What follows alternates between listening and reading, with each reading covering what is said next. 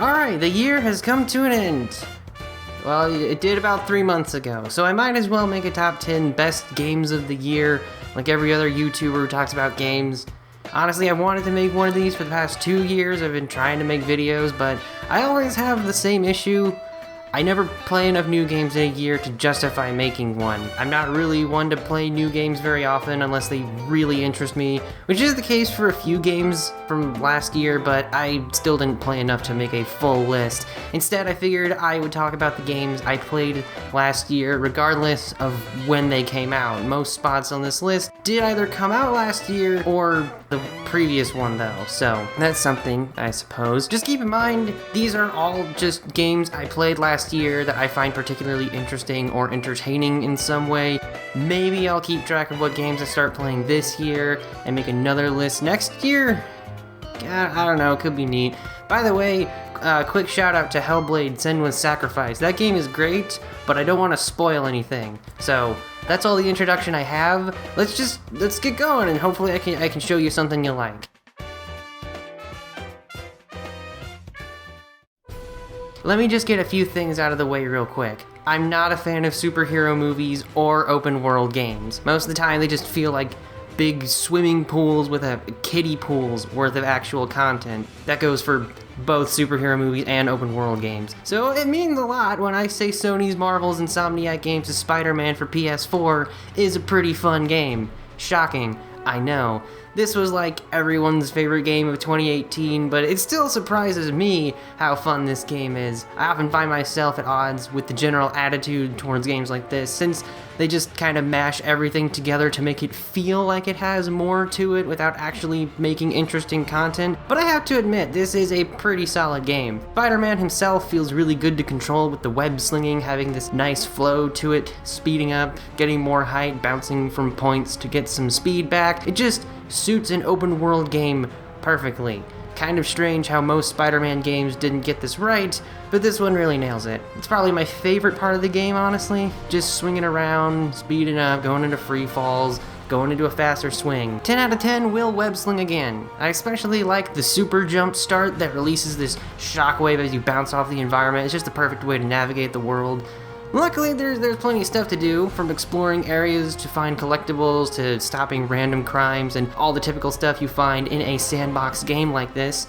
I guess that's the problem holding me back from liking this game as much as everyone else, with it being so big and having so many random things in it. It just feels kind of bloated. But hey, most of those things are really fun, so having more of it is fine by me. Stuff like base assaults for combat, chasing pigeons, finding all those neat backpacks with cute little knickknacks, it's all good fun. Doing all these activities and leveling up gets you tokens that you can spend on gadget upgrades and unique suits that even appear in cutscenes. That's something I really like, and each one comes with a unique skill that you could use separately so you can keep a certain look while using a favorite skill. I'm glad they did that, because some of them have a cool skill, but I hate how they look, so it's nice that they let you do this. Skills are pretty useful in combat, which is already pretty nice. Like the web slinging, it has a really good flow to it with fast moving combos and having a variety of gadgets and suits to unlock.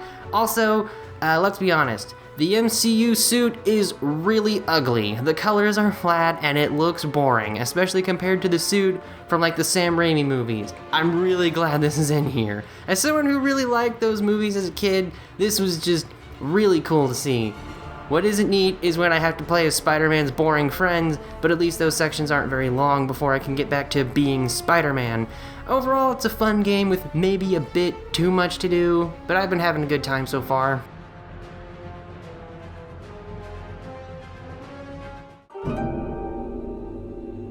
Yep, second game on this list, and it's also an open world game.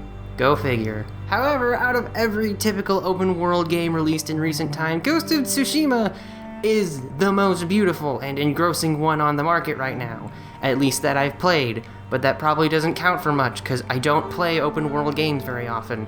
When I heard Sucker Punch, the developers behind my favorite childhood series Sly Cooper, was developing a game taking place in Kamakura period Japan, well, I knew I had to keep my eye on it at least. It was bound to be at least interesting. From the minute I started playing this game, I knew I would like it quite a lot. The presentation is outstanding, with the environments being incredibly vibrant, the combat having this heavier sense and presence than other games I've played recently, and the story taking inspiration from old samurai movies.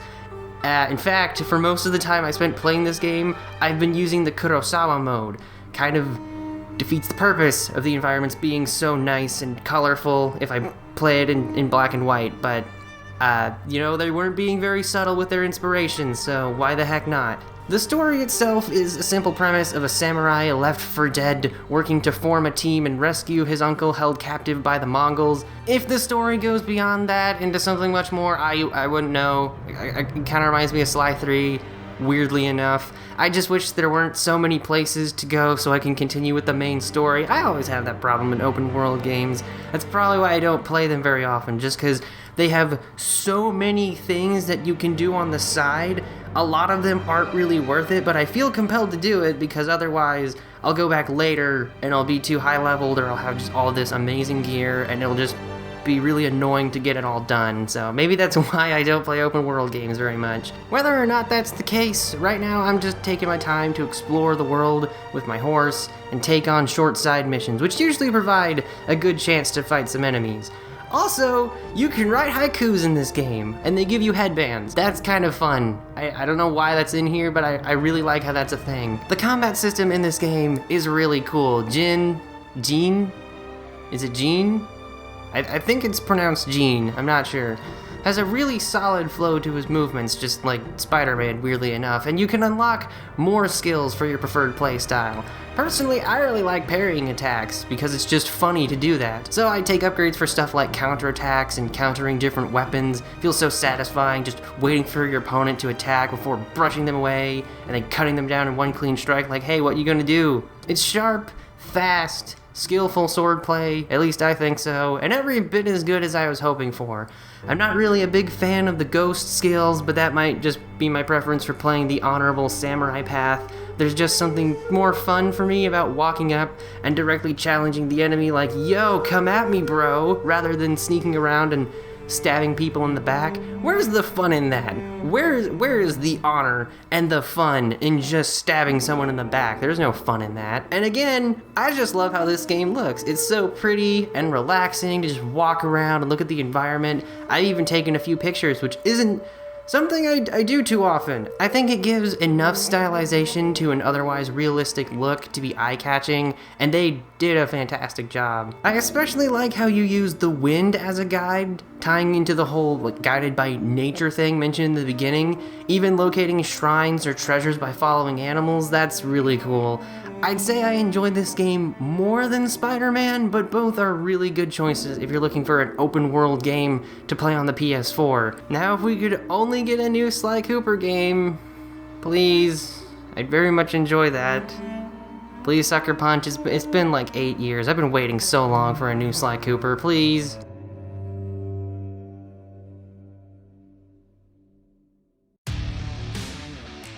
Let me ask you something. Have you ever wanted Quake to be procedurally generated, then turned into a rhythm game, and themed on Norse mythology? Well, I have good news for you and your highly specific request. BPM, bullets per minute, is a ridiculously cool idea that I wanted to pick up as soon as I heard the premise. It's a first-person shooter roguelike.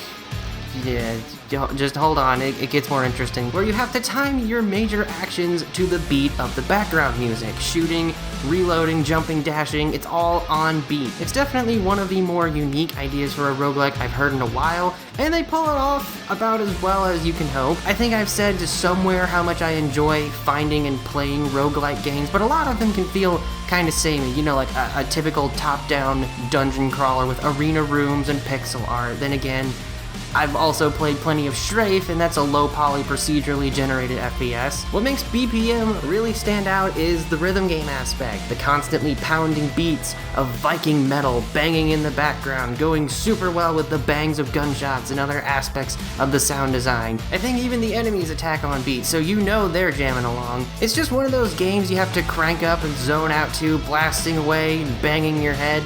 but not for too long because that can hurt really bad. I know from personal experience. There are even some things about the game I find really endearing, like Eugenie, the giant chicken that runs the shop. He's adorable. You can also find a forge for new guns run by this robot T-Rex looking thing. I don't know what it is, but it's pretty cool. The game might not look all that appealing, having monochromatic environments and high contrast, but I think it's visually, it's functional instead of fashionable. How could you see the beat reticle if everything was super colorful and busy? Although that might also be why my eyes hurt so much after playing it for a while. Bad habit of not blinking when playing rhythm games I picked up when I was obsessed with Rock Band. I don't really have that much to say about BPM. It's just a really simple game. You like shooters? You like rhythm games? How about we put them together in a blender and see how that works? I'd say it works well, so give it a shot if you find the premise fun.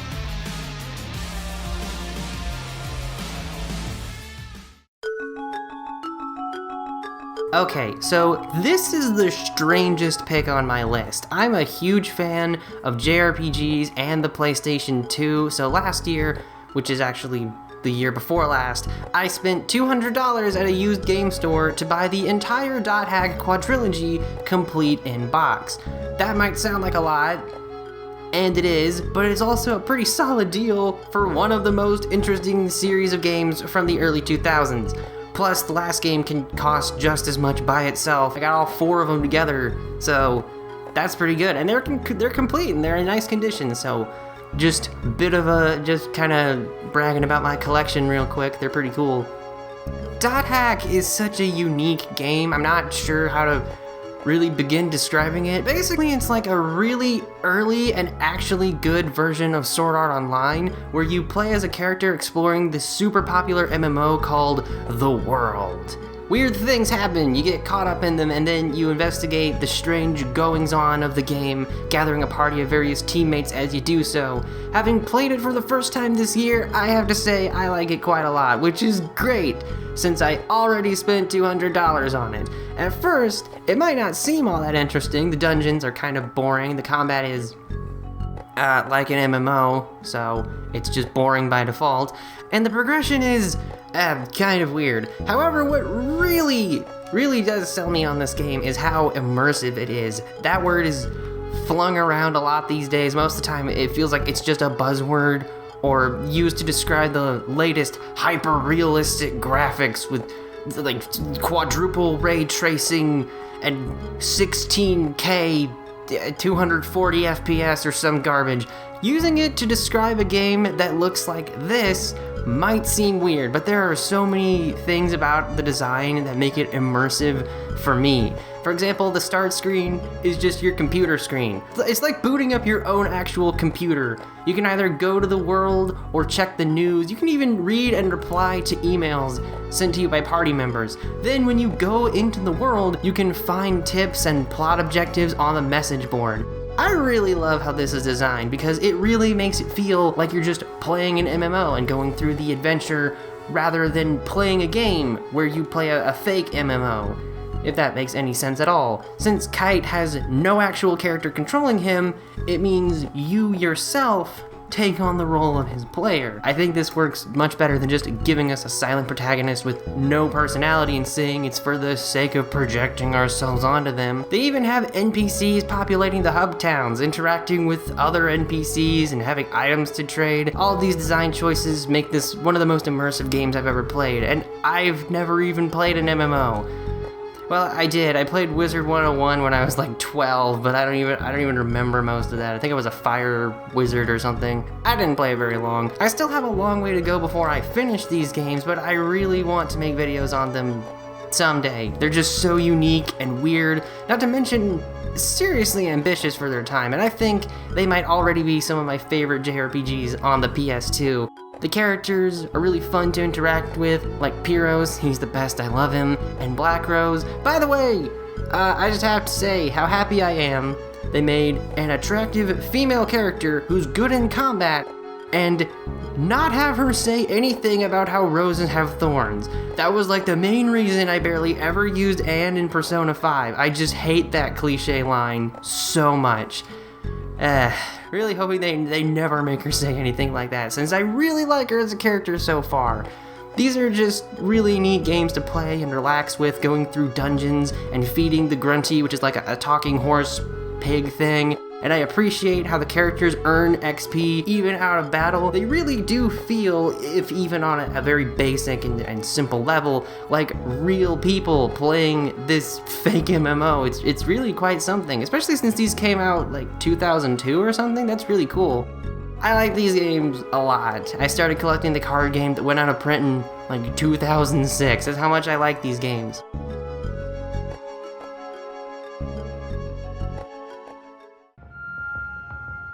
Disco Elysium is a morbidly fascinating, fiercely written, artistically gorgeous game about being a terrible person. I've been wanting to play this game since I heard about it, all the great aspects of the writing and characters said by my favorite video game personalities. Well, okay, mostly just Jim Sterling and Ben Yahtzee Croshaw, but still. This game is about playing a burnout cop who wakes up in a hotel with amnesia from drinking so much, and now you have to solve a mystery while rebuilding his personality into whatever you like. It's not the kind of game I usually play, being a top-down Western RPG in the style of something like, I don't know, Baldur's Gate, but it's genuinely one of the most engrossing games I've ever played. You'll go around having conversations with people, and that's the game. The game is literally just talking to people. You explore this bizarre sci-fi kind of retro-futuristic world, learning more about people and the history, all while developing the main character's personality in whichever way you see fit. I remember when I first played the game, I talked to one person for at least an hour. They were just so fascinatingly weird to speak with, going on about how inferior races are full of sebum because they eat potatoes or something.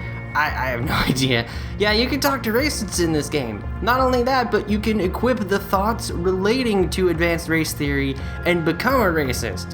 Why would you want to? The same reason you'd want to become a delusional superstar or an adamant communist, because that's just the kind of experience this game offers. I don't know what those do.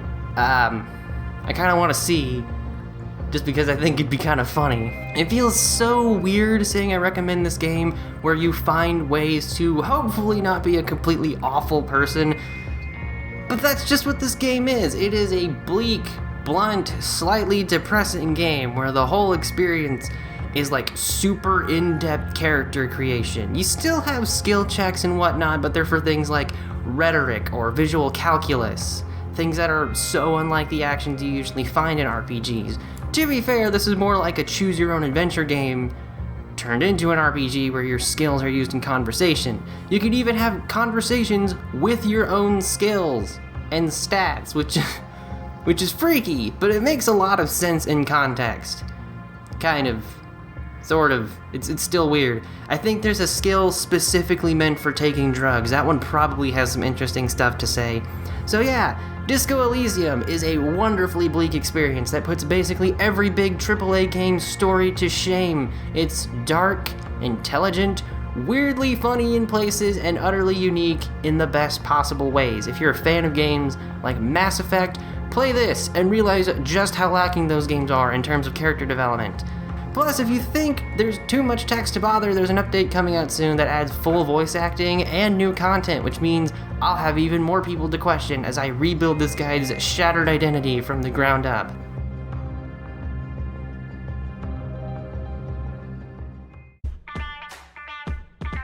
Yakuza? I think it's Yakuza. Like a Dragon does something very few new games accomplish for me. It makes me want to keep playing. It sounds redundant, like duh, it wants you to play more, it's a video game. I could go into a rant over how homogenization and over-monetization kills modern games for me, but I'll save that for another day, unless I get too lazy, and just say this. Yakuza, like a Dragon, feels so happy to be a video game to the point where I can play it all day long and play it for hours again the next day without getting bored. When I heard Yakuza, a series where the stone-faced, disco-stomping Kazuma Kiryu walks around Kamurocho smacking people with benches, was turning into a turn-based RPG with a whole new cast, I knew it would be at least decent, or at the very least interesting. Then it comes out and becomes one of my favorite JRPGs of all time. In this game, you play as the lovable moron Ichiban Kasuga, becoming a hero of the town in which he finds himself after getting shot and left for dead by the patriarch of his former Yakuza family. Not a spoiler, it happens pretty quickly, and by that I mean like 3 hours or so into the game. From there, he goes on a ridiculous adventure into the seedy world of Ijincho organized crime, teaming up with a homeless guy, an ex-cop, and a bartender. This all sounds like the setup to a joke, but I promise, that's the actual story. Obviously, I can't give away a lot, but you should know what to expect if you've played another Yakuza game. The main party is very endearing, with plenty of personality to go around, and lots of great interactions between each other, like the drink links. Those are just fantastic. The drink links put Persona 5's confidant system to shame. I'm not kidding. The combat system is also a lot of fun. I've always preferred turn-based combat in JRPGs, and I think they translated the feel of traditional Yakuza combat pretty well. I like how the attacks that affect more than one enemy are area of effect instead of multi-target, because that makes the timing of your attack another factor in what you want to do. My favorite thing is having Ichiban do this crazy head spin and just deal a stupid amount of damage to everyone. Alright, you can make them take on some really stupid jobs. You even go to a job center to change classes, which I appreciate as a joke. Practically, it might not be worth it, but it is fun. Characters do have exclusive jobs, but you can end up in a party with like a pop idol, a dominatrix, a break dancer, and a chef. In fact, that's what my current party is, and it's fantastic. You know what else this game has? Some of the best pacing of any JRPG I've played in a long time. In my opinion, at least. I'm sure someone will tell me I'm wrong, because someone always tells you you're wrong on the internet. There just doesn't feel like any wasted time. Plot points and character moments are around every corner, and it's all the same seriously silly spirit as the games before it. My game of 2019 was Judgment, the Yakuza game that isn't technically Yakuza, but it's still Yakuza despite not being called Yakuza, but I'd say Like a Dragon is probably better. It's like they took the grim, goofy yin-yang of the series and split it, so now we have the slightly silly detective thriller in the form of Judgment, as well as a more lighthearted but still dramatic adventure in this new title.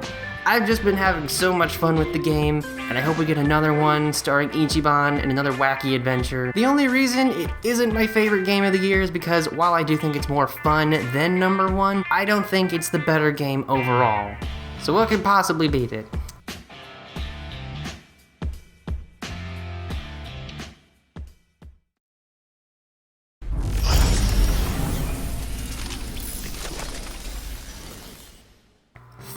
Sentinels, Aegis Rim is quite possibly one of the best games I've ever played, and I want everyone with an appreciation for the medium to play it. This was the game I was most looking forward to last year, and it still managed to surpass the expectations I had for the developers, which are pretty frickin' high by this point. Vanillaware is probably one of, if not my favorite developer in the modern industry, because all of their titles are so unique and artistic. Odin Sphere is a lengthy beat-em-up with RPG elements based on Norse mythology, Dragon's Crown is an old-school fantasy co-op brawler, and Muramasa the Demon Blade is a side-scrolling hack-and-slash set in Edo, Japan. All of these games are gorgeously animated, set to great music, and I mean, just look at them. These don't look anything like your typical hyper-realistic AAA cinema wannabes or games so anime you're embarrassed to play them around literally anyone, even people who like anime. They're stylish, striking, and very original. Unlike their previous works, which are mostly based in action, 13 Sentinels is more of I don't even know, adventure, visual novel, mystery, science, fantasy, real-time tower defense. Sure, I'm going with that for now. Is that super weird? It sounds like it shouldn't work? Yes, but they somehow managed to pull off that super weird combination and created a one-of-a-kind experience that's still really fun to play. It also has a fantastic story full of crazy elements which, on paper, sound like they just put a bunch of anime cliches on a board and threw some darts, but dang, it works super well. I don't know how they did it. It has giant robots, a talking cat, time travel, kaiju, romance, more giant robots, movie references, conspiracies, tsunderes, amnesia, and just a whole bunch of other elements worked around a cast of great characters who each have their own interesting agendas. And just like the story, the gameplay is also pretty standout. You remember Bloons Tower Defense? I don't. I think that's the closest, that's like the best way I can kind of start illustrating how the gameplay works. Well, imagine that, but crossed with something like Armored Core or Front Mission. At least I think so. I haven't played Front Mission yet. Actually, from what I've heard, it might also contain some elements of their first game, Grim Grimoire, which I really need to review sometime. I should probably review Odin Sphere first. They just have so many good games. For each mission, you select a group of people to guard a point on the map, and another to head out and fight the kaiju. Characters are divided into different types of Sentinel mechs that specialize in things like air combat or heavy artillery, and each one can also be upgraded with points you earn after battles. As a pilot performs actions, they can even unlock unique abilities and traits to work into your strategy. Maybe some characters increase their stats or reduce the ABT-esque wait time when others are in battle with them. I love how these skills even tie into their characters and relationships with one another. Like how Judo's stats increase when there are loads of kaijus because he's such a massive nerd, or how Megumi's stats increase when Judo's in the party with her because she just really loves Judo a lot. Like, man, does she love him. Another thing I like is how most of the Sentinels travel along the grid lines representing the roads, while others can move freely in the air, because, yeah, that makes a lot of sense. They have mechs designed with specific capabilities, which I think is always a good thing for any kind of strategy game. Plus, with all the different skills each pilot can have, it just adds more and more aspects to consider when in the heat of battle. Like, this person could have a lot more potential if paired with this person, but I'm not sure I want them on the team right now. I could replace them with another Sentinel of the same type, but they might not have the right skills, so there really is a lot to take into consideration when you're picking out a team and even when you're on the field of battle. Sometimes plans have to change and you just have to adapt on the fly with what you have. I think that's really, really cool. One of my favorite things to do is equip someone with a shield matrix and then just have them use multi-lock missiles and big swarms of kaiju. It's so satisfying to see all those shots fire off and clear the area. It's so cool. That's just one thing I like doing, but there are so many combinations of skills and teammates to play around with. I'm sure there are potentially endless tactics to try. I don't want to give away too much of the game, so that's all I'll say for this video.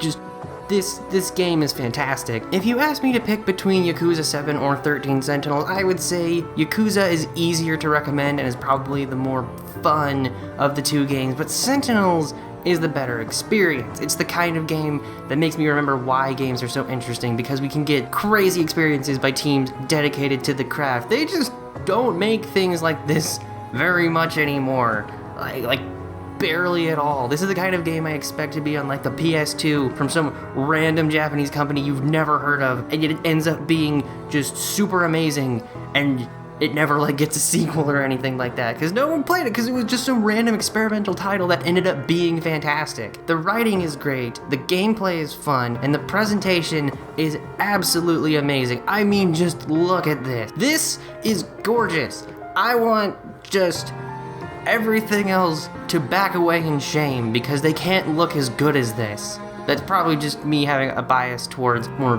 2D visuals because this game just looks so good. I want as many people to play this game as possible if they have even the slightest interest in video games as an artistic medium. So please, if you see the footage on this screen and find it even slightly interesting, I implore you to get 13 Sentinels. Support Vanillaware's wonderful output, and hopefully we can see more from them soon.